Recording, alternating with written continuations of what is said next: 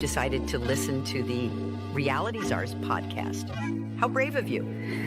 Nate and Paranoid American may think that they're merely discussing cryptozoology, interdimensional realities, and crude humor. But know this, listening to this podcast puts you on a certain list, the Clinton body count, if you will. The truths they reveal are not for the faint of heart, nor the blissfully ignorant. Listen if you dare, but remember, some doors, once opened, cannot be closed. And now, your hosts, those audacious explorers of forbidden knowledge, the Reality Czars, Nate and Paranoid American. And we're live. Welcome, everybody. This is Reality Czars podcast, and we are hosts tonight, Nate and Thomas, the Paranoid Motherfucking American. Watch your motherfucking mouth. We are happy. We've got a guest on. His name is Ceb Bland. We've been talking for a while on Instagram, and we finally are making it happen. We had a weird schedule. You're in Hawaii, and we're in fucking... Yeah, but not today. You're in California, I think, something like that. So are you on the West Coast? Doing the family Christmas thing. Oh, yeah. Hell yeah, dude. Aside from the family aspect, is California an upgrade or a downgrade from Hawaii? Dude, Hawaii is paradise. Nothing. This is not. So, Are you like dodging lasers from outer space when you're in Hawaii all the time though? Like jumping from like blue car to blue car? I don't live close enough to Jeff Bezos for that to be like a Okay. serious concern. You know, you got to be like his next door neighbor to get fried. I hear he throws the best barbecues. Yeah, we'll never get invited though. You know, Oprah Winfrey's there. You know. Oprah, dude. Doesn't she own a fucking It's island? not chicken, though. It's not chicken. Do you think she makes fun of Jeff for liking mayonnaise? Is this an inside joke that I'm unfamiliar with? Yeah, I'm kind of Oprah missing not it, but I'm No, sure they have their laughs, you know? It's a criticism against white people in general that their culture is basically just putting mayonnaise on things, and that's like the quintessential, that's the culture of the people. Yeah, that rings true.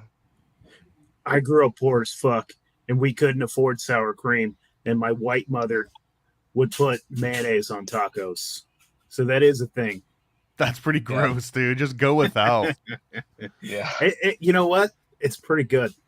I still, to this day, will put mayonnaise on my tacos. Well, I mean, yeah, because someone just like completely destroyed your palate, which is funny because, dude, I don't know how so many chefs that I know that like can make amazing food, and then they'll just go and grab like a couple Big Macs, and like that'll be their meal and it's like, dude, you were just like cooking these fresh scallops that got sent from Alaska that were flash frozen, like.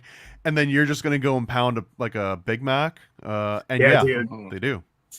I mean, that's a discussion that I have like with other people that have been in the industry. Dude, yeah, the shit that chefs eat is not what you think it is. Yeah. Yeah, there's a lot of deep like hatred to like stuff down with like some crap food if you work in a kitchen too long. Well, it's just like you get tired of fucking fancy food. Like I worked in a really nice steakhouse. It was like a private club, and we would fucking make prime rib every night for these rich dummies.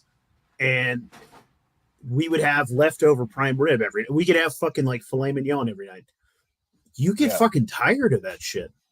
Like I'd rather just have like a double cheeseburger. I'd rather your fucking corn dog. Okay, hold on. That might be a bridge too far. Dude, I can get down on some corn dogs. Yeah, like they have these corn dogs that are basically like pancakes, but with like a Jimmy Dean sausage in the middle. Oh yeah, I mean, of course, I've seen all that. I mean, I grew up in the Lunchables sort of generation as well, so I've seen all of these. And I don't hate corn dogs, but I'm just thinking I could eat a burger every day. But I don't think I'd be able to do a corn dog every day. At like day 3, I'd be like, you'd kind of like start gagging when you start realizing it's getting around lunchtime. Dude, as a young fucking cook, I remember like having my own first apartment and not having any money. The only things that I could afford, well, it's what you decide to spend your money on, I guess. I had a freezer full of fucking corn dogs. My fridge was full of Four Locos, and I had like 5-hour energy drinks. And that was like, I would wake up and I would microwave like 3 or 4 fucking corn dogs because like, and eat them as fast as I possibly could. Then I would grab my fucking 5-hour energy drink, grab my skateboard, and get to work. And then I had 5 minutes between shifts because I worked an 8-hour shift and an 8-hour shift. And I would get home and eat another fucking corn dog or something, or I'd have shift meal, right? So we get to eat in the restaurant. And then I'd have corn dogs again for breakfast every fucking day for years. This sounds like hell. I think this is what happens. Are you like 25 years old right now? Yeah. All this. I'm 30 right now. No, it's a hard fucking life, dude. Just like, yeah, sounds brutal. Just trying to have sex with as many waitresses as possible. And, I used to work on fishing boats in Alaska, and we work like 18-hour days, and you just like, just pick up one of the fish that you had just caught and just eat it alive. Straight out of the bite water? its head off right there, and then you get back to work.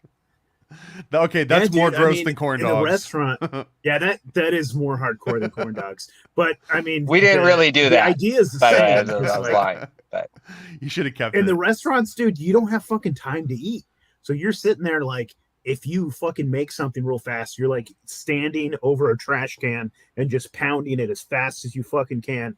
Throw the fucking plate, and then wash your hands and get back to work immediately. Like.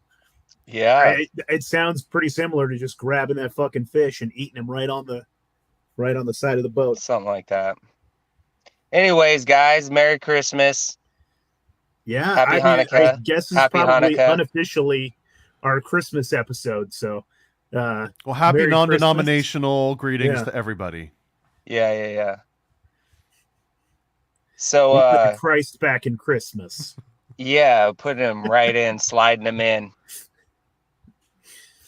Not even lubing them up, just sliding them right in. Started, I wonder if Sasquatch, like if the Jews need Sasquatch to be like circumcised, do you think he gets circumcised? Do you think they have a bris out there? That's like the supersized meal for whoever gets to run that one, right? Like when they go to suck the blood off, right? Mm-hmm. They get like an extra helping. Yeah, he gets the Hungry Man Jack version instead of the lean cuisine version. I bet that cock blood, that fucking Sasquatch cock blood, is a little gamey.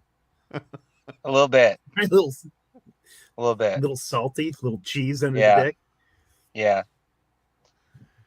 Yeah. Why do fucking priests? Why do fucking rabbis suck the baby's cock after? Why is this a fucking tradition? Why is that a fucking thing? I mean, and then there's a ton I wasn't of babies prepared that for get this. herpes. I mean, they don't always do it, They don't always do it. It's only if it's a hot baby. I've got some Jewish friends, and they told me, that their rabbi didn't do it, but they still had a party. They'd like everyone would go over to the house, and the kid. Were they upset? They're like, I didn't job. like he cut me and then didn't even suck me off. They're like, my see, friend Steve over here got his dick sucked after, but Steve's got herpes now. Away. What's wrong with me? Why didn't you suck my dick? Yeah, those are the hard conversations that you can be thankful you didn't have to have. But I mean, did you guys get circumcised? Of course I fucking did, because my mom's a fucking Zionist. And really? Of course she snipped my dick. But lots of like not. I mean, tons of non-Jews get circumcised. Like I was never circumcised, and I think that maybe that's one of the reasons why. Like I can remember my own birth. I remember my own birth. I have and I remembered a lot of stuff from past lifetimes, but I wondered if one reason why is because I didn't have that trauma instilled in me, whenever they do it a day or two old or something. So, Ceb, I you're didn't have saying that trauma. The Jews are trying to steal our memories of our past lives by cutting our dicks? I mean, just saying, I remember mine, This is the groundbreaking research maybe people that are fucking here rabbi is sucking your memories away while he's fucking giving you dome, while he's sucking the baby stick. Yeah. He's actually Lamarckian. And then it goes into his big rabbi brain, and then that's like an electronic little tiny hat on his head that keeps him intact, so he keeps all your memories. Dude, I mean, you said it, I didn't, you know. We're learning all kinds of things. Happy Hanukkah, everyone. Yeah.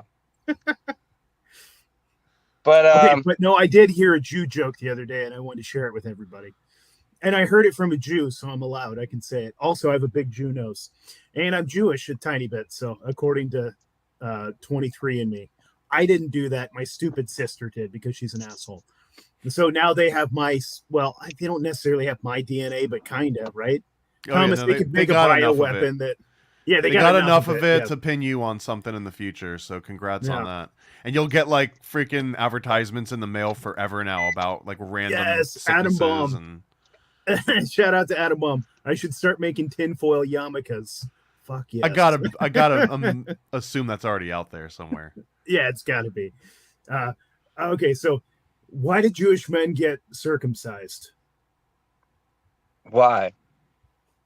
Because Jewish women won't touch anything unless it's 10% off. Oh, that's 10% good. seems That's like- good. I had this Jewish friend, several years ago, and he was very, very, very Jewish, and he celebrated all the holidays, and he celebrated them by drinking liquor at 10 a.m. and he'd be like, "Oh, it's this holiday," and I don't know if they all do that or anything, but he did, and he told me one day, he said, "Ceb, you ever think about this? That if you always haggle on the price of things, you always try to get them to bring the price down, and then you don't tip, and all of these things, if you always work on that, just think about how much money you save over as the years go on and on." And he said that, really, literally, I'm not lying. He said that to me. And I said, "Man, you're not helping the fucking stereotype of your people, dog. Not at all." So I know everyone of all of races and creeds and everything that are just as stingy as the next guy. So yeah, My mom would try to really, I mean, haggle at Safeway. My mom would start trying to fucking talk down like the grocery bill. She'd be like, "Milk is really $4," and like she'd start like, "I'm gonna give you $3.50," and the lady's like, "Get out." I'm like embarrassed as fuck as a kid, and my mom is literally trying to. you think she's at a farmer's market? Dude. Yeah, I'm like, what the fuck are we doing here? This isn't like, yeah, exactly. Anyways, and my mom. are either of you guys Christian? I was raised Christian. You're raised Christian. So you're a Christian. Do you like in the way, like in a more far out way, or you're like, oh, or are you like, no, if you don't believe in Christ, you're gonna go rot in hell? That's Nate. What do you Yeah, think? Nate thinks we're all going to hell. All He of thinks- you. Oh, I'm the only one that's saved. The whole fucking rest of the world is done. No, I'm a weirdo, dude. I have like I'm sure weird, you are. esoteric, bizarre, mystic beliefs, but I believe in Jesus Christ. So I Yeah. guess I would call myself a Christian. And I think Yeah. Jesus is like 50 different people, and people got tired of trying to memorize 50 stories, Dude, so and they were I just also like, kind of that believe dude. that too. And I still believe in Jesus, and it doesn't bother me. Do you? All right. You know what I don't like is, I guess I think I met Jesus one time, because I've had a lot of out of body experiences, and in my life I've met many different kind of like master beings and stuff. And I actually feel like I met Jesus once, but it was, I couldn't see his face or anything, but I could, my mind told me, my heart told me, yep, that's him or something. But what I don't like is a lot of times I've talked on a mini podcast to different podcast hosts, and they are like deeply Christian. So I'll kind of open up and I'll tell them about my experiences and, tons and tons and tons of out of body experiences over the last 25 years of my life. All kinds of far out shit that I've experienced personally, and I'm down to talk about with it. But then it always gets to that point in the conversation where they go, yeah, it's probably demons. You're probably talking to demons. And it's like, Jesus Christ, you fucking, see, there you like, are, using his name I in mean, vain but too. maybe. Now it's I'm demons. like, you fucking cunts. You like, who do you worship? Like, the devil is so big to you. Like, I've been up in the spirit world. I've talked with my deceased relatives and ancestors. Like, I've talked with all kinds of beings up in the spirit world. None of them ever said, hey, watch out for that fucking devil down there. None of them ever said that shit. You know, they're just like, hey, we love you. That's it. What a devil would say, though. And then some other shit. That's exactly what I expect the demon to say. Oh yeah, see, yeah. I love you. We love you. We're all nice to you. We love you. Like, man, yeah. Sure. No, yeah, it's so hilarious though. It's so fucking hilarious, and it burns me up because but I'm used to it. It's not like it really burns me up, you know. But it's just like I wish. I mean, I love the truth movement. Like I think everyone needs to wake up, but it's like, it's just so funny when people just like take everything going on in it and just like try to stuff it into their tiny box that they were already in before. You know, they're like, yeah, I'm a Christian, so I'm gonna take all this stuff. I'm gonna take aliens. I'm gonna take everything. And I'm gonna put it all in my box. And it's like divide it between demons and Jesus or something. It's hilarious. I like that the truth movement can be summarized by just saying like, you're lying. Like, that's the truth movement, is just telling everyone else that they're lying. Yeah. Yeah. I mean, a lot of it, I don't know. I don't know, but like I've had all these experiences my whole life, like so much shit. You know, I rattle on anything. Like I've been up on a spaceship, like out of my body, not in my body. I didn't get abducted. I went out of my body, went up on a spaceship. I've like been out of my body and talked with Sasquatches. I've talked with like super high, like enlightened master beings many times. All these different shit has happened to me. But you know what? Like, I don't know. I know that like there's so much shit. I have no fucking clue. I really don't know. Like, there's just vast mysteries in this world. And I love that feeling. I love living in that reality, you know? And so it's like that Socrates saying, you know, like, it's like, yeah, I'm wise because I know that I fucking know nothing, man. Like, I'm just out here, you know? And that's a great quote. That he didn't say it like that, but that's the gist of it, you know? And I think that, I just think that everywhere I see like majorly brain damaged people, you know, like they don't really have any personal experience. They live a life of just taking everyone else's word for everything. And then like picking and choosing like whatever sounds cool or whatever, like they identify with because someone they think is cool said it. And then they're just like, they add it to their little arsenal and they're like, but it's based on like nothing, like no, not even that deep of like a research, not even that much, if any, like actual personal experience, you know? It's just like, it's crazy out here, man. Like we're in this like psychological war zone, you know, where everyone's like been wounded, you know? Everyone we know, everyone you know, everyone I know, like everyone's been wounded, whether they realize it or not. You know, I realized it a long time ago and kind of got on a path towards a lot of self-healing and also just exploration and kind of walking outside the lines, you know, for 20, 25 plus years now of my life. But yeah. What drugs are we talking? What? What drugs are we talking about exactly? Oh yeah. No, I mean I've taken them all, you know, all the psychedelic. I have not like regularly. It's not my thing. I've also lived in a meditation ashram, you know, like been around, but you know, we've all been wounded, and I see the brain damage kind of like playing itself out everywhere. Yeah, dude. Well, I mean, there's a lot of brain damage, and it's Merry Christmas, everybody.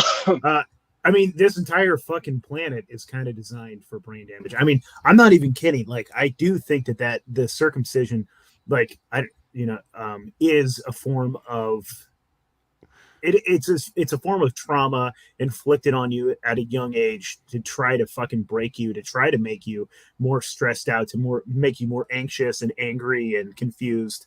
Like a circumcision is really traumatic to the fucking brain, and it changes the brain forever.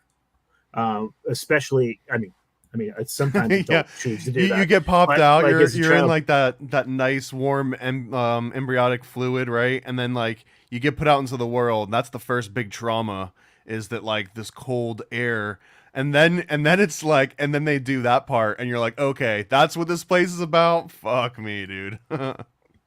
Yeah, my son was born, 10, 11 months ago, and we had him born at home in our cabin, and I mean, I just can't even imagine, like the trauma. Honey, get the can opener. Yeah, the trauma of doing that to a child, like, man, it's fucking insanity. I wonder who was the first dude, and it had to have been a dude that was just like, guys, hear me out. Hear me out. I know this is gonna sound a little wild, but just hear me out. Yeah. And then he was probably like, we don't have to, always just kill the firstborn child. We can, instead of that, we'll just cut just a little bit off, Don't cut the head off. Up here, cut the other head off, And they're like, hey, it sounds good. Just hear me out. Let me slice her baby's dick and suck it, okay? Who was the first guy who was like, no, but I gotta suck it after? Like, what? Yeah. Like, look, we're already this far. Like, are you gonna say no now? Like, this is the part that sounds out of question to you? Yeah, right. For the record, like, I mean, I think Jews are ridiculous, like, only because all religions are ridiculous. Like, I'm not the first person to say that, like, I just think everyone's ridiculous. So they're in with that crowd, But have you ever, for like, there is a subsect, obviously, of the truth community that like really thinks that that like the Jews are really doing it all, like most everything, like they're kind of running the show. You're talking about Nate right now, yeah. Well, yeah. What are we saying? Because I don't hate Jewish people. I don't have a problem with Jewish people. I think that there is a very small sect of the world that is like, who owns the fucking music industry, who owns the fucking the movie industry, who owns. Well, they're good managers, and they're really good. Like, they're really good bookkeepers and managers. They just happen to be Jews. It's just like these families that were very powerful have consolidated power and become more and more.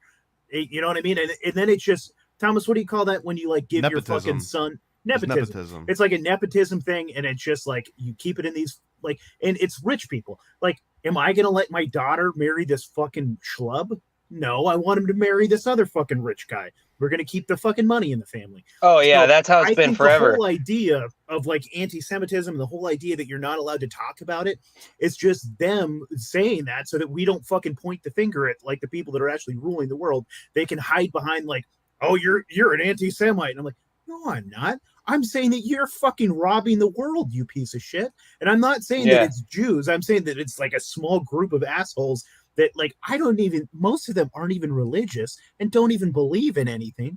Or if they are religious, it's some weird, dark, fucked up thing.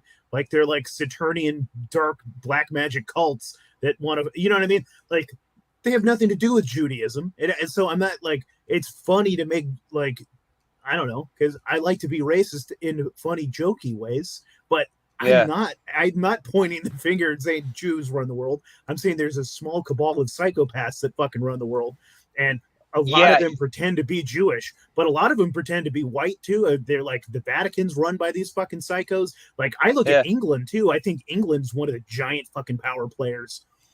Right. If someone told you that Christians ran the world, and they gave you an example of like like one of the TV evangelists, right? Well, let's say they said it was the TV evangelist, or let's say they said it was the Pope, and that was the example. But there's plenty of people out there that are like, well, the Pope's actually serving the devil. The Pope's not serving Jesus. And that's that version of like, they're not really, they're not really Christian. They're like this other kind, just like, you're kind of making a claim that at like the higher levels, it's like they don't even believe in anything. That's because everyone's always going to be like, well, that guy's like not fully on. Like he isn't worshiping the real God. He's worshiping the fake God. You know who Yeah, who breaks it down so well is like my favorite historian I've ever encountered is have you heard of Matt Arrett? Mm-mm. no. You Matt, haven't? Check him out, man. That guy is like the professor. He is like, I mean, whew, like he's a walking historical encyclopedia, and he really breaks it down as far as like, if you really want to know who runs the world, who has run the world for a long time, you want to like get the real like in-depth understanding. That's the guy to turn to. Matt Arrett, Erhet is his last name. But he's the shit. is he still around? Is he still a? Oh yeah, yeah, Oh, yeah, Adam yeah. Bomb just says Matt Arrett is legit. Just finished his book. Yeah, he is the shit, man. He's the shit. And but yeah, I mean there's so much there's so much shit. Have you guys ever come across Spirit, the book Spirit World? The world is spelled WHIR, like whirling world, by No. by Dylan Sacoccio.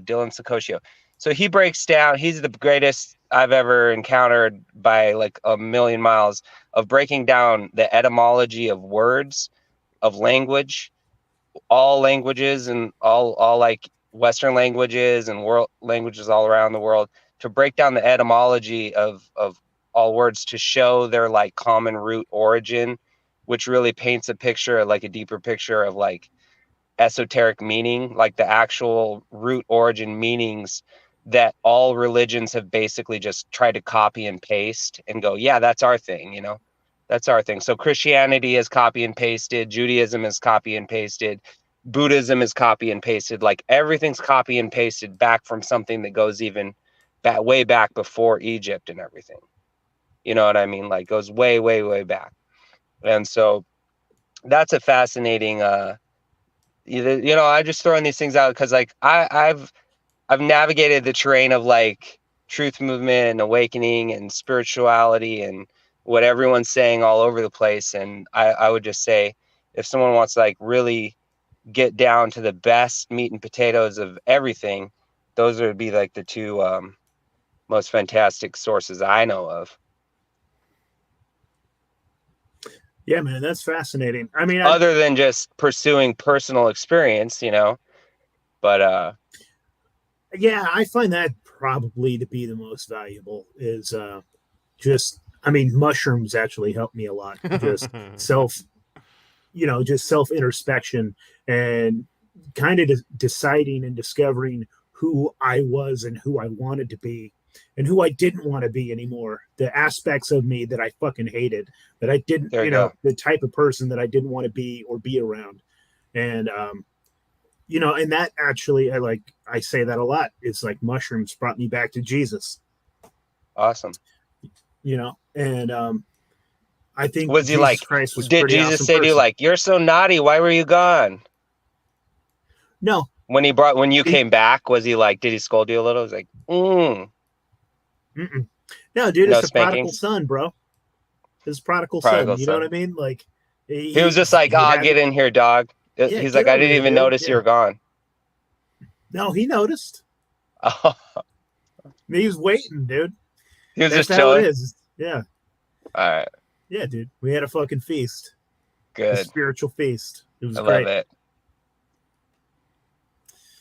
Yeah, buddy. Yeah, dude. The truther movement. No, I mean mushrooms are phenomenal, Mushrooms are phenomenal, They help me so much in my life too, to just kind of get that.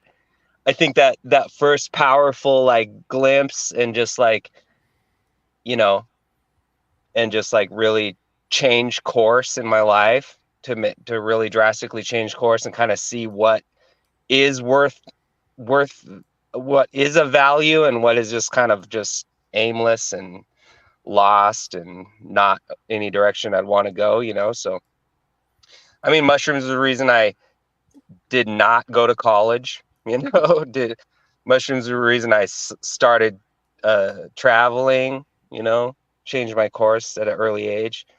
And then, yeah, here and there throughout life, very, very helpful, you know, at the right time.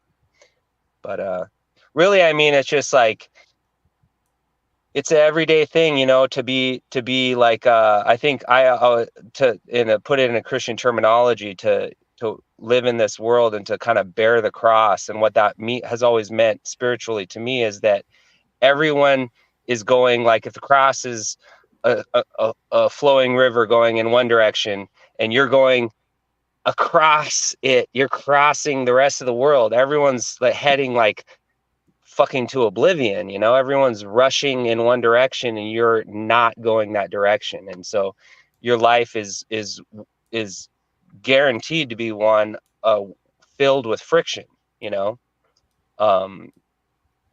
And you know, that's to me what it means to kind of like bear the cross in this world, you know.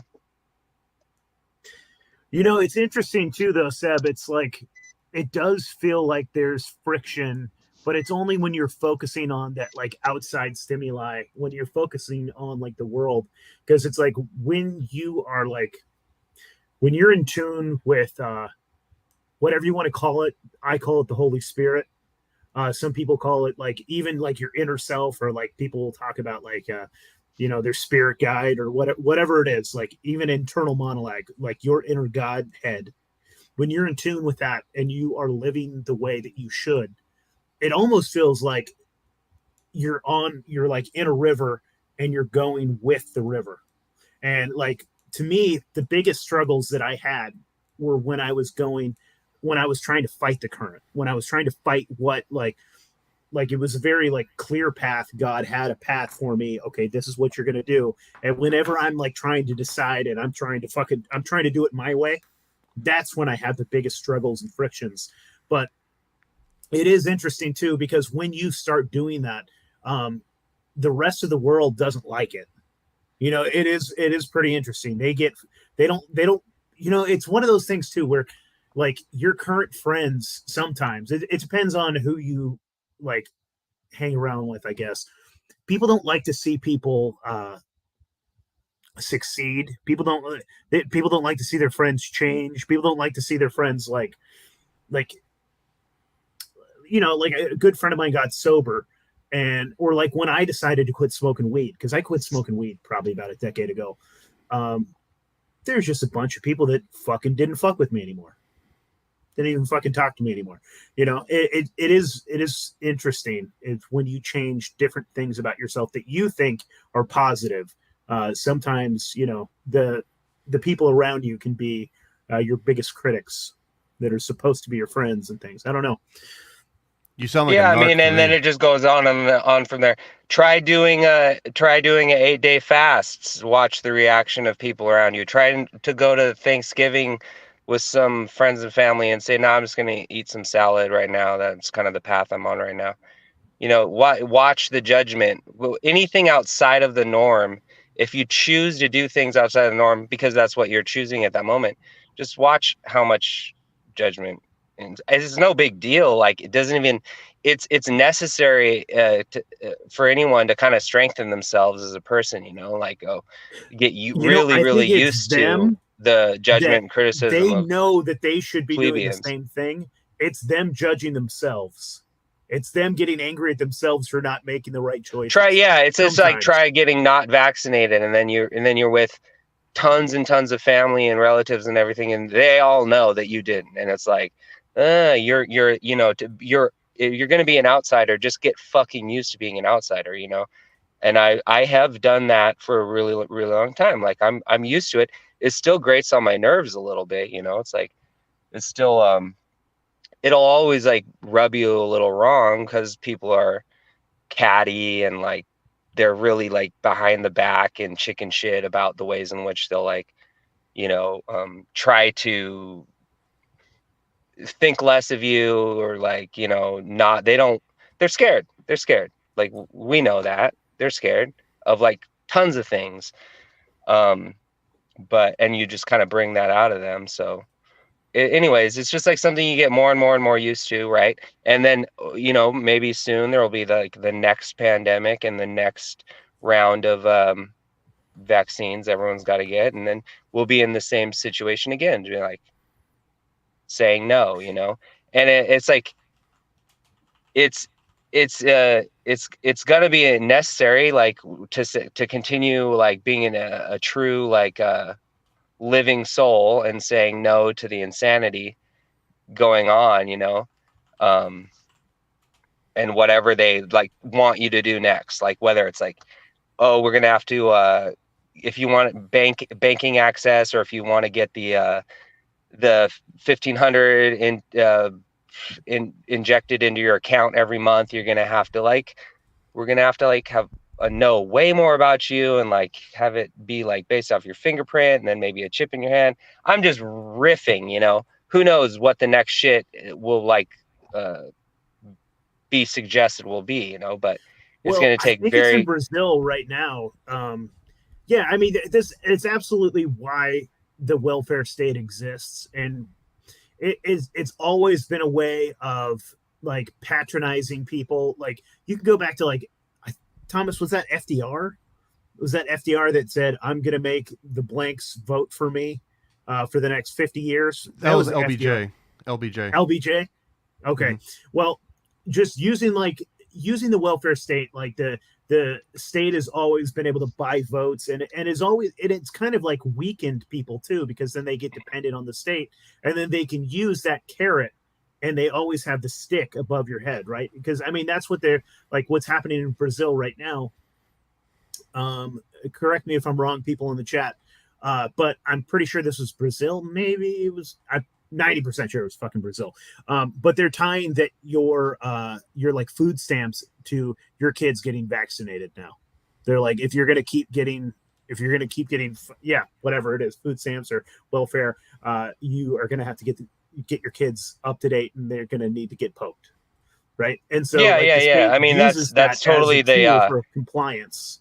That's the game plan, you know. That's like the direction it's heading, and like.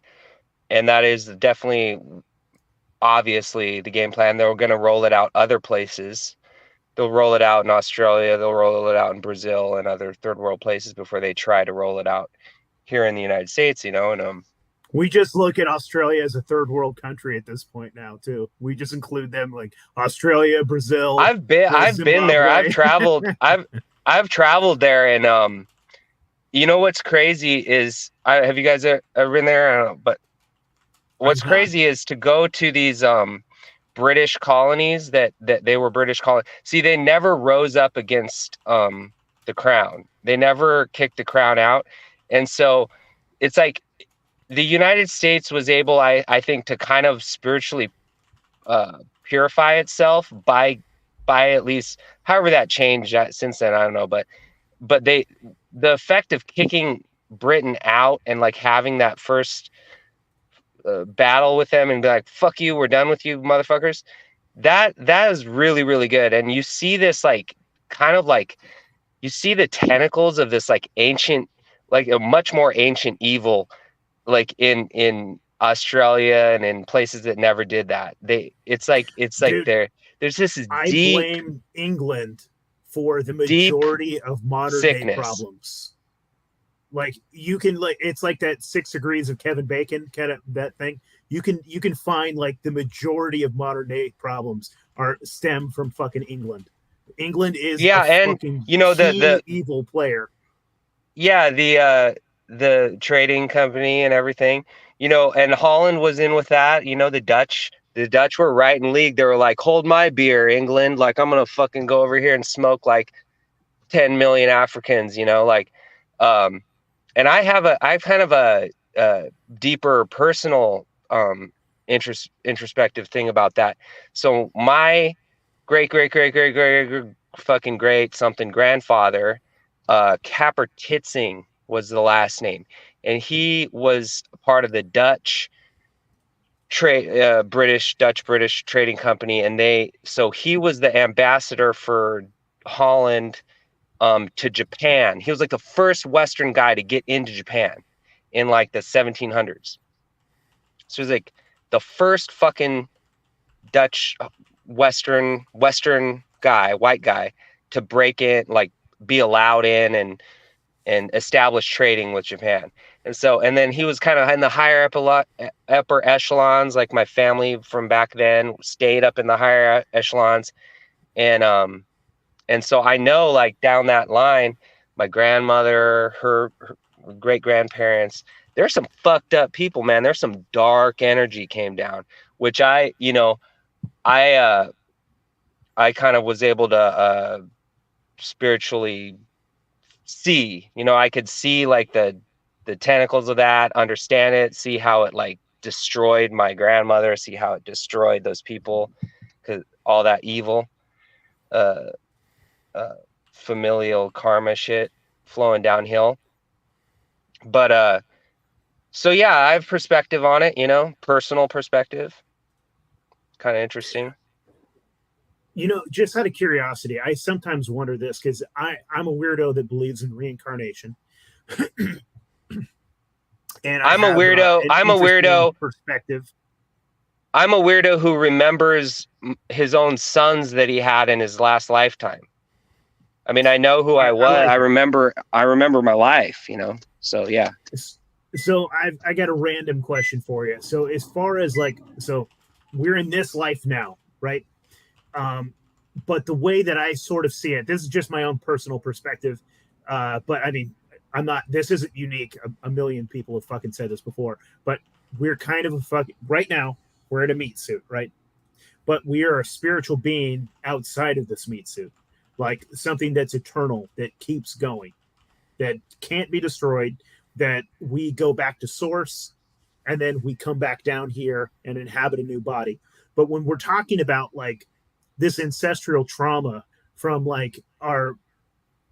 so where is that ancestral trauma coming from? Like, is it coming back from something that spiritually that we did like long time ago, or is it something genetic too, where like, is there trauma that is associated with these bodies that like, yeah, it's with the bodies. It's with the familial genetic tie. So whatever genetics is, it's consciousness. It's like your body came from the bodies of your parents, and that's how.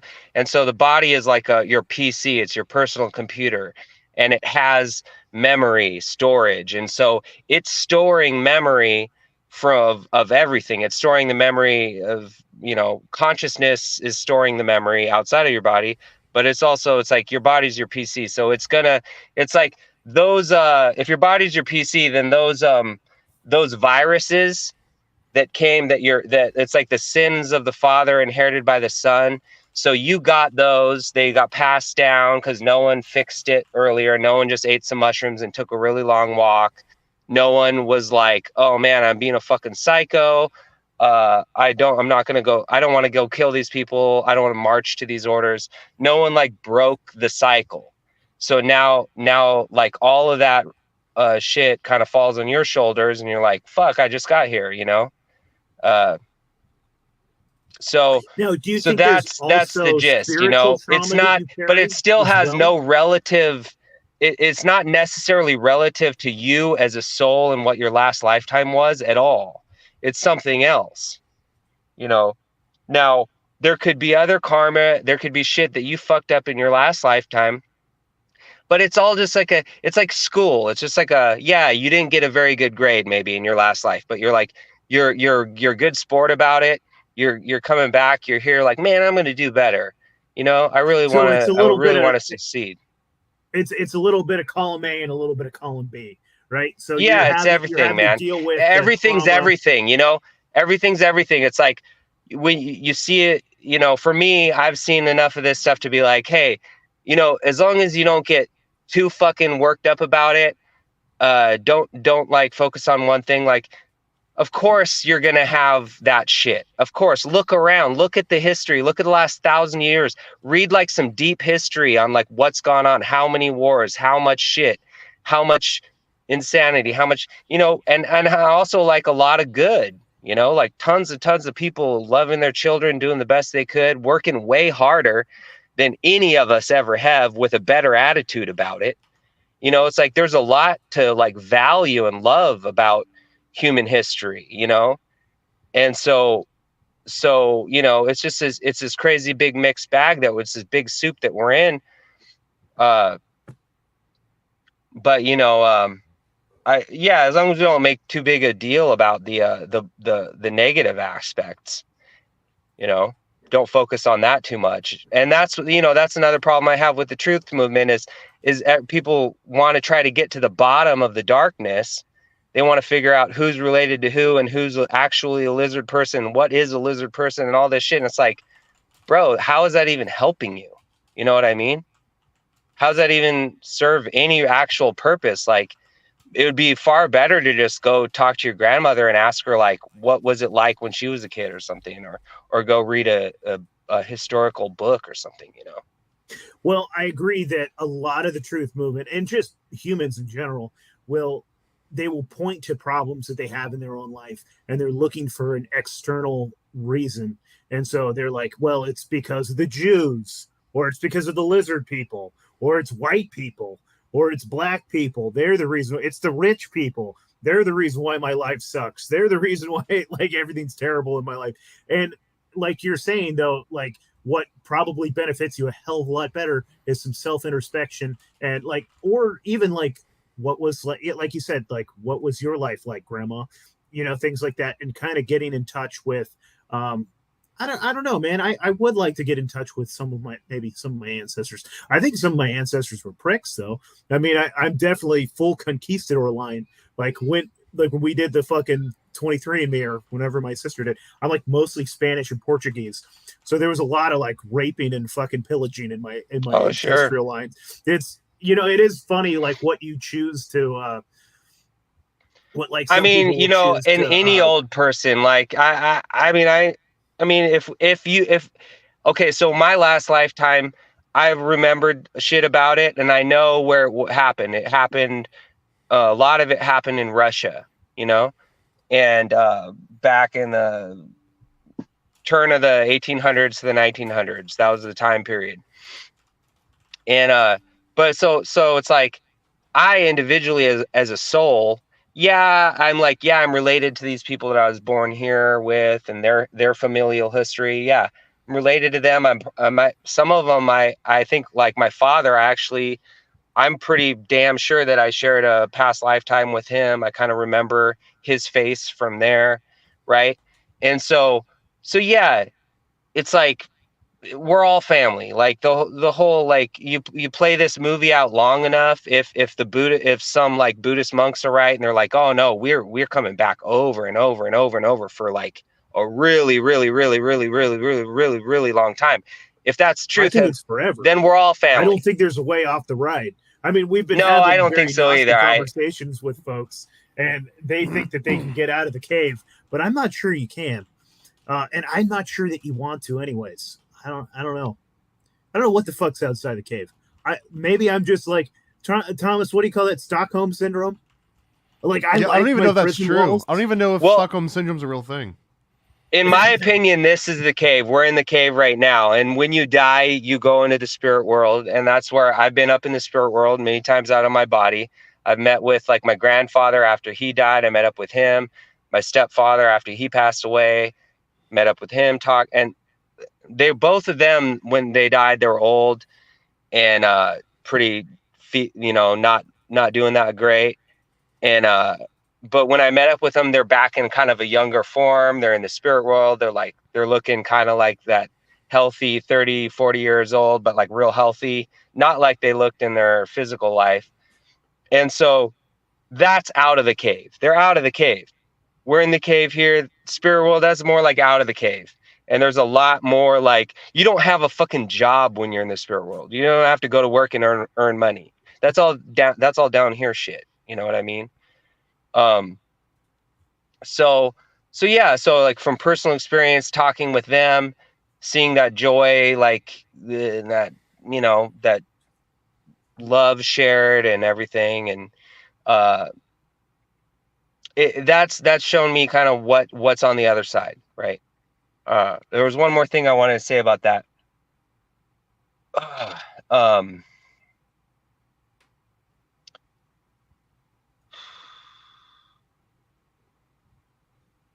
Shifting gears. Sorry to leave you guys hanging, but kind of No like worries, man.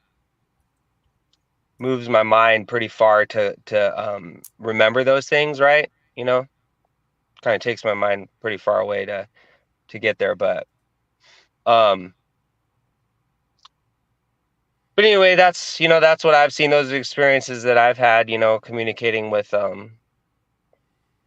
going beyond to the other side, Do you want to talk a little bit more about that? Like, I wouldn't mind hearing about like psychic experiences with Sasquatch, man. That sounds pretty Yeah. damn fascinating. Yeah, so I mean, any of these experiences, it just boils down to um the ability to leave your body, which I read books about when I was like 18, and I started really practicing and trying to make it happen. And by my early 20s, it kind of started to happen. And there's a lot of kind of like practice and methodology and like good advice as far as to how to get there. But I can leave that for another time, or you could listen to another podcast where I go into that, talking about that. But yeah, so in going out of my body, I met with master beings, humans who are just very, very enlightened, and they're in the higher spiritual realms. I met with them a lot. But yeah, Sasquatch, that was a fucking rad one. I got to actually talk with 3 Sasquatch one time being out of my body. And yeah, they, Sasquatch, if you've really looked into them, I've been around them in the physical body. I've camped out. I've gone out finding to where they live and camped out right next to them and been around them all night in my physical body. And that's really fun. That's fucking great. But in the out of body, I communicated with them one time, and it was pretty intense because they're fucking really, really, really intense. Extremely intimidating, just to like, their energy is so fucking intense.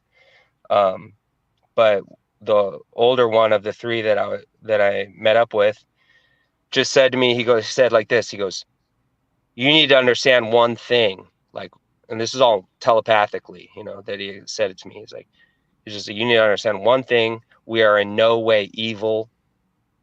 We're just very upset with what like humanity is doing to this natural world."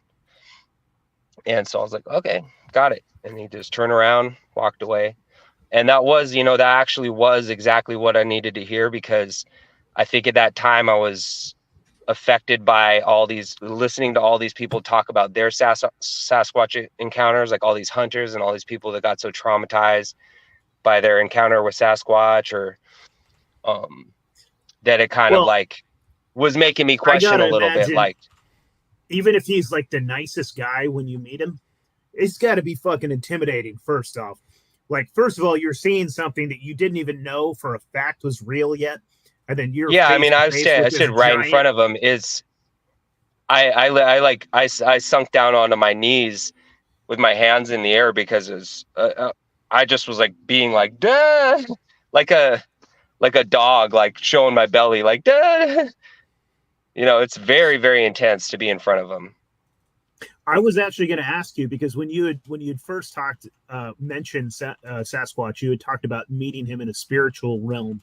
But I was going to ask you if you believe that he's also a physical creature, and you did answer that question, because you said you've met him here in the physical realm as well.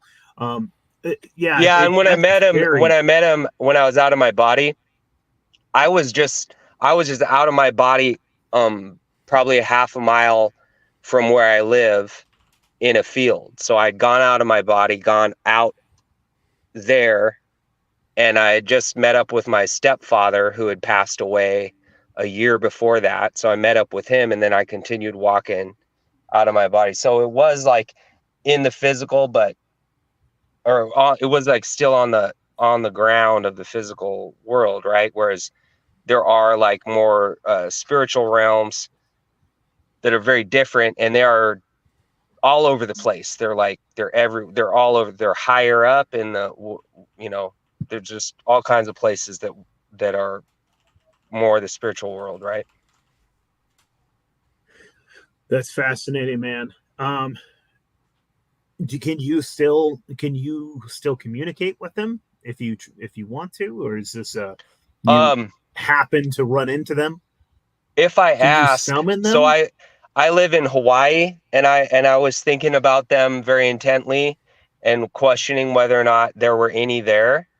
And then they did speak to me as I was kind of just waking up, and I was kind of in this half state dream, and one was speaking to me, and he was from, I could see him kind of in my mind's eye, and he was way up on the mountain, up from me. And he just said, we live here because we're everywhere, basically is what he said. So Interesting, man. yeah. It's also funny, you saying that they were upset about what we are doing to the natural world. In my mind, I just see like an angry, hairy Greta Thunberg, a little bit like A what? a hairy, angry Greta Thunberg. Oh, right. Uh, Yeah. Oh shit. but I mean, I get it. I mean, if you Well, look at that's, like that's what the native tribes in the Northwest said, that they're like the protectors of the forest, right? They're like, that's how they kind of referred to them as. yeah, I get it, man. I mean, anyone that like, I hate the environmental movement for the most part, because I think they're all a bunch of goofy, like, douchebags, and I think for the most part it's like controlled opposition by like giant globalists that don't actually care about the planet. They just kind of they just care about like controlling humanity, and you can like tie it back to like eugenics kind of thing, where they want to get us off of like fuel, they want to get us off all these, it kind of like change the way we're living our lives. But like, I grew up in like the forest, dude. Like, I love trees. You know what I mean? I Oh love yeah. the ocean. I grew up on the Pacific Ocean, on the coast. Like, I actually do care about the environment. I just think that for the most part, It's these just the psychos that movement got pretend that they co-opted. do, yeah, it's co-opted. None of them believe it. Like in my mind, when I was a young man, dude, I was radical. Like, I was watching these videos about like what the dams were doing to the rivers and doing to the fish, and like I was like, man, I'll be an eco-terrorist. And when I was Sure. a young kid, I was like, let's go fucking build a bomb and blow up a dam. Let's let's go spike trees. Like, I was like in a different life when I was younger, and before I like had kind of like found Jesus. I could have been taught. I would have been like a Fed's like wet dream, because he would have taught me Yeah. that. Yeah, let's go do that. Hey, shave Sure, another sure. eighth of an inch off that for me, will you? Yeah. Yeah, dude. I would have done something stupid. But like, to me, I get it. Like, I love the environment. I love the trees. I love the rivers. Like, that's where I feel closest to God, actually, is like when I'm camping and I lay out and just like look up at the stars, and I'm looking at like the vastness of the universe. Like, that's when I feel closest to God. But yeah, anyways, I don't know. Hopefully Bigfoot's not a fucking like a WEF like total like cunt. I hope that Bigfoot hasn't got co-opted Oh by the yeah. World Economic Forum, and that like, I hope he's uncircumcised and he's swaying free in the breeze right Yeah. now. That's what I. That's No, what I hope. mean, they're pretty incredible, man. I've had the pleasure of being very close to them physically, not having sex with them or anything, but just like camping out right next door, and having their children, their young Sasquatch, being like right around our campsite, making tons of noise and doing their thing as the parents kind of hang out and watch, and because they know that, like, hey, these guys are chill, so. Yeah, I would say that we didn't have a physical encounter with a Bigfoot, but we had like a psychic encounter with a Bigfoot. we made a documentary. I guess it's probably about a year and a half ago, and we were near Mount Hood. We were like southeast of Mount Hood and near Portland, Oregon, and we had this kind of like, first of all, we were like in the middle of fucking nowhere, and we were like through these trees, and we found all these trees that had like specific like patterns, and like the bark was ripped off in a certain way. And then we found all these trees that had been stacked, like that wood stacking, right? And like to me it looked like it was like almost like a border territory, like they were putting up like markers, like this is our area. And we were having these moments where we were all getting together, and we were having these almost like a meditation and prayer sort of thing, where we were like trying to psychically communicate with the Bigfoot that were in the area. And we had this, like, we were walking down this valley, and we were walking down to where this river was, and we just had this like basically a psychic communication that we got from like kind of a very protective male saying that my family's down there. If you go down there, I'm going to have to do something to you. Don't go down there. And we were like, okay, all right, we won't. And so we kept walking. Like, we just had these like interesting communications with what we, I don't even know how to describe it. No, I know exactly what you're talking about. I mean, it's like, and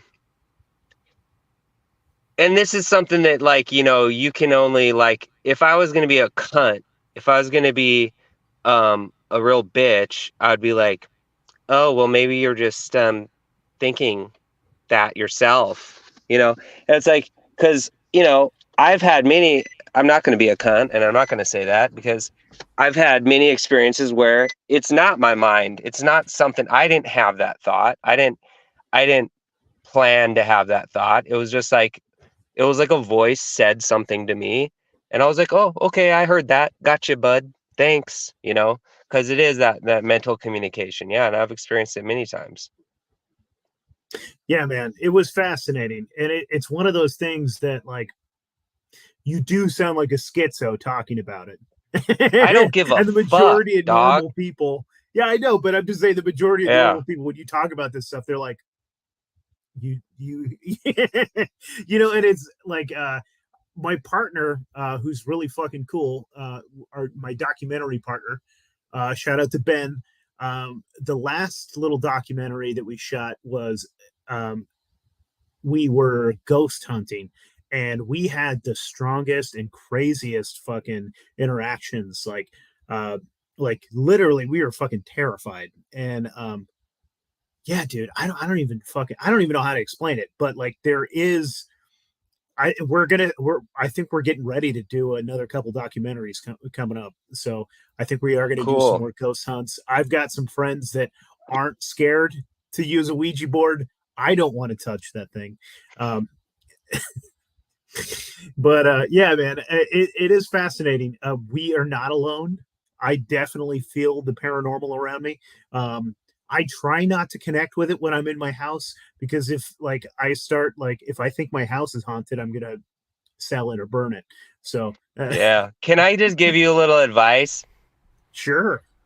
So just everyone has like spiritual guides, you know. Here's a good source is on Netflix. There's this really sweet psychic younger guy. He's psychic. He's got a show. I think his name's Tyler Perry. Tyler Perry? I think that's it. Tyler yeah, I'm pretty Perry's sure that's it. It's on Netflix. He's on Netflix. He's got this documentary on Netflix about him, but he's just like this younger, gay, psychic guy, and he's like real sweet, and he's really, really, really accurate. You know, like he'll channel people's deceased relatives, and they'll come through him, or he'll just like he'll communicate with them psychically and deliver messages to people. He's a really good medium. Clairvoyant. But if you watch that, you'll kind of get the sense of what's behind the veil.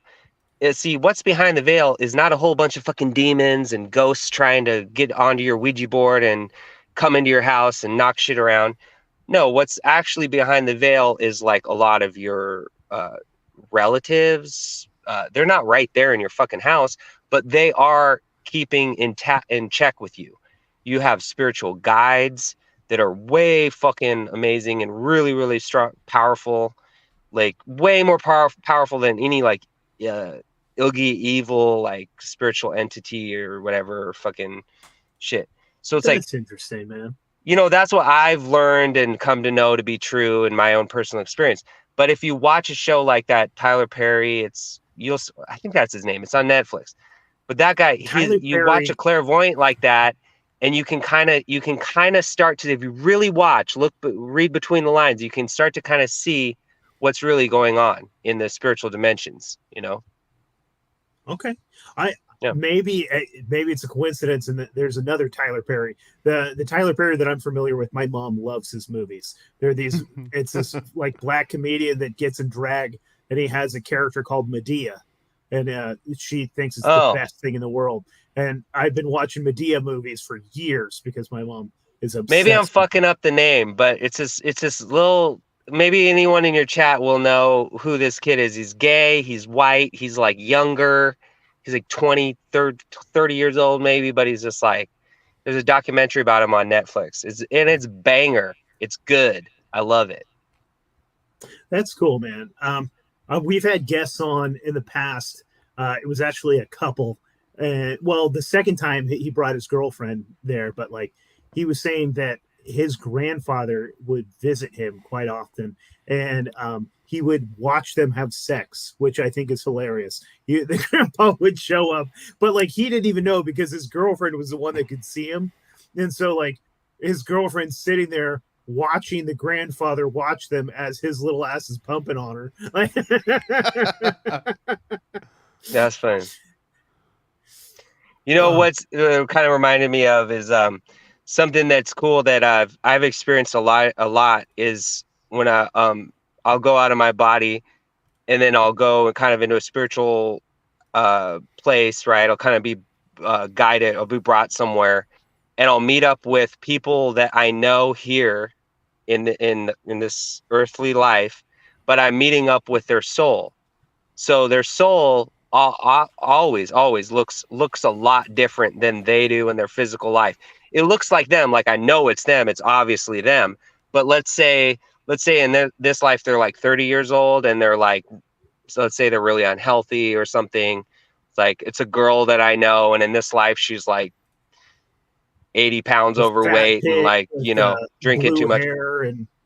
Blue hair. But when I meet up with her in this her soul, she looks like to be about like a very healthy, like 45 years old, right? Just like really, really fucking like her best self, right? And so that's the soul presence. And so a lot of times I'll meet up with a person's soul, and that's what it's always consistent like that. You know what I mean? That's interesting, dude. Yeah, you get to see like, because I do think about like what we are supposed to look like. Because, dude, I've done all kinds of wild shit to myself. I spent years smoking out of tinfoil cans. Or, you know, I've done all kinds of weird drugs. I've done all kinds of terrible things. Yeah. Yeah, it is interesting, dude. I do think about that because it talks about in the Bible too, where you get your new body when you go to heaven. Like you're like, yeah, you are your perfect self. Yeah. So I don't have bitch tits, and I have like sweet cum gutters when I go to heaven. Like that's how I imagine it. Yeah, man. Just, you know, I'm not in any type of, you know, like I think there's so much absurdity and shame. Like shame as a tool in religion is very useful, right? You know, like shaming women as like because of original sin, because Mary like ate an apple, or like constant shame, you know. I mean, that's slut. While the clergy takes your money and fucks your kids, you know. Yeah. It's kind of the ongoing cycle, right? But so I'm not with that. But she fucked that snake. So she fucked the snake. Did. Yeah, she would. Fucked that snake. So. She would. It was a black snake.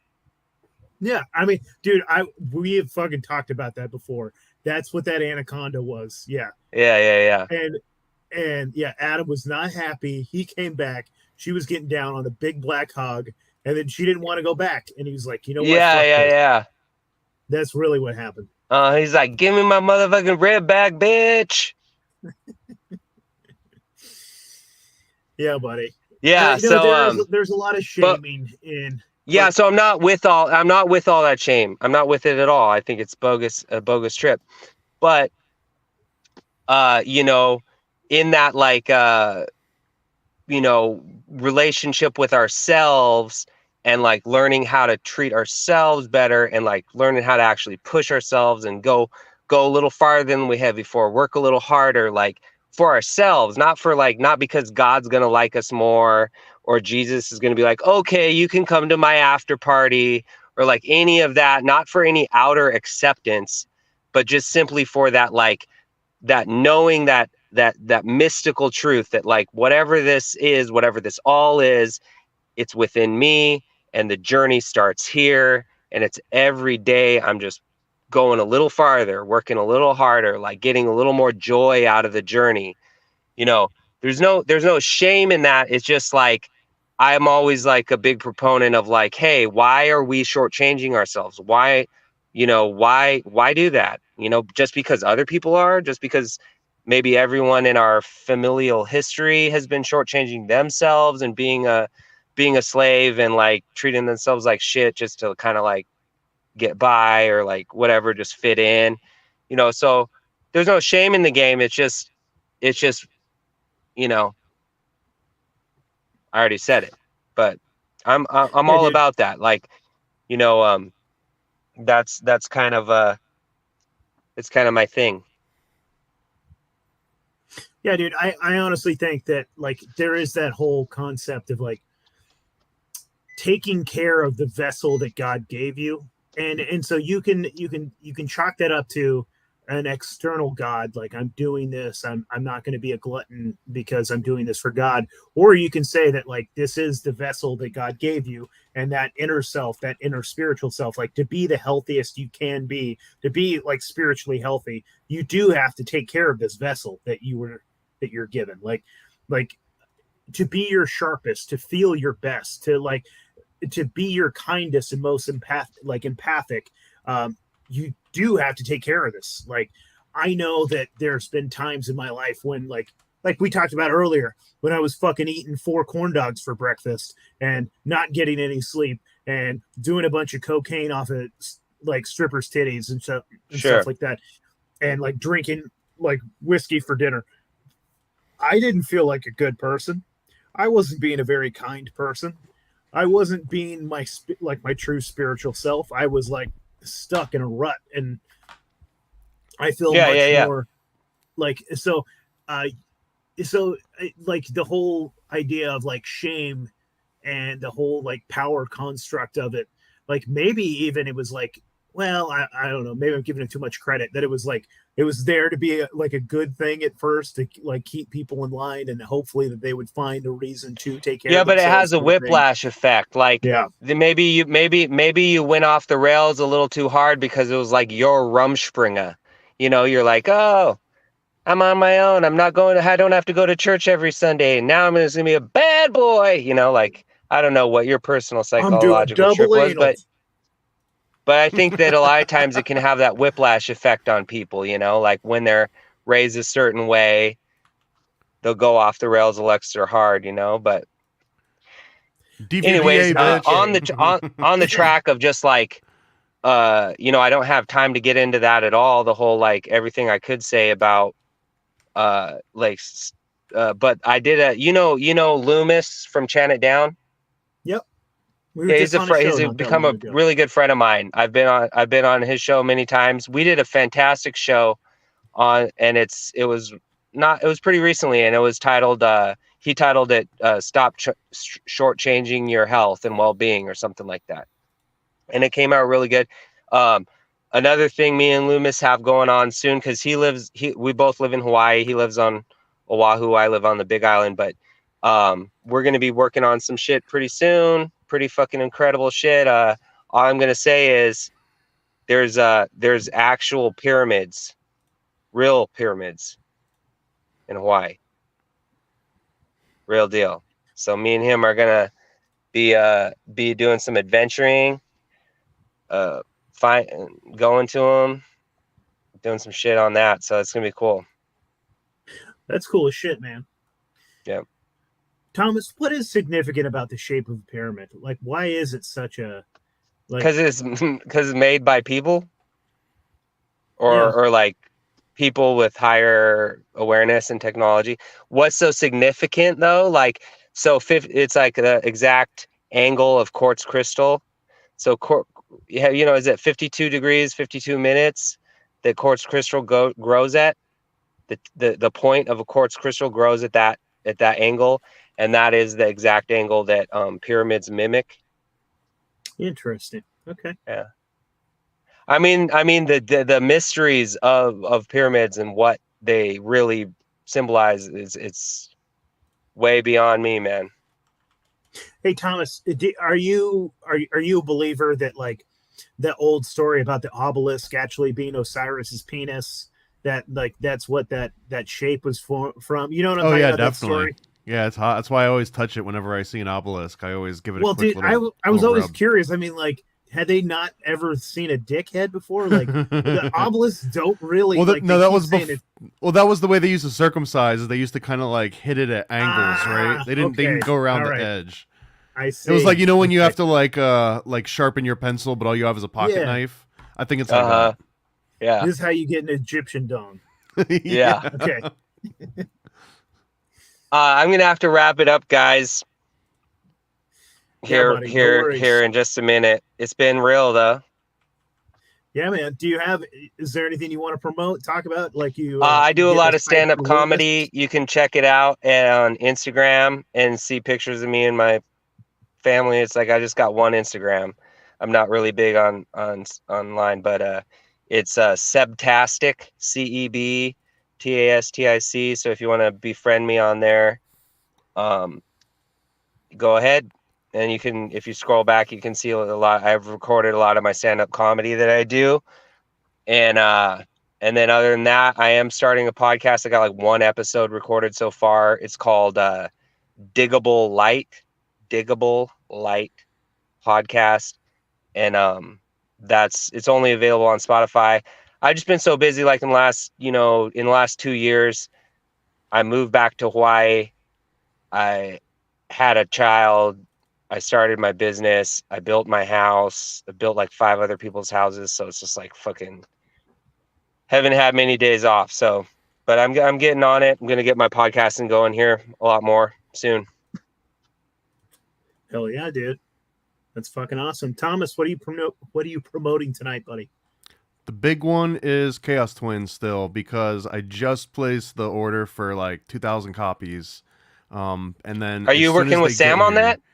Yeah, so that's Sam Tripoli's comic, and you're working on it? Yeah. So basically, he came to me with the idea, and then I just went to town. We had a couple brainstorming sessions, but I basically wrote and produced the whole thing, and then hired artists, hired some of my friends to help punch up the writing. Shout out to my homie Spencer Lukes and Swap Trap that did the artwork. But that was dude. I didn't know that. I never heard you talk about that. Yeah, Thomas is the man, dude. ParanoidAmerican.com. And ChaosTwins.com. And if anyone wants to get a copy basically once they're in hand, Sam's going to fly to Florida and sign all the copies. So if you don't have one ordered before then and you wanted a signed copy, you're kind of out of luck. So I highly recommend just go to ChaosTwins.com, grab a signed copy, and be happy that you're supporting 2 awesome people that are making awesome stuff. Hell yeah. Fuck yeah, man. Right on, guys. Well, I'm going to roll. Keep it real. It's been great. Holler at me anytime. Man. Hell yeah. Thanks, Sounds good, man. Cheers. Peace. So you've decided to listen to the Reality Czars podcast. How brave of you. Nate and Paranoid American may think that they're merely discussing cryptozoology, interdimensional realities, and crude humor. But know this, listening to this podcast puts you on a certain list, the Clinton body count, if you will. The truths they reveal are not for the faint of heart, nor the blissfully ignorant. Listen if you dare, but remember, some doors, once opened, cannot be closed. And now, your hosts, those audacious explorers of forbidden knowledge, the reality czars, Nate and Paranoid American.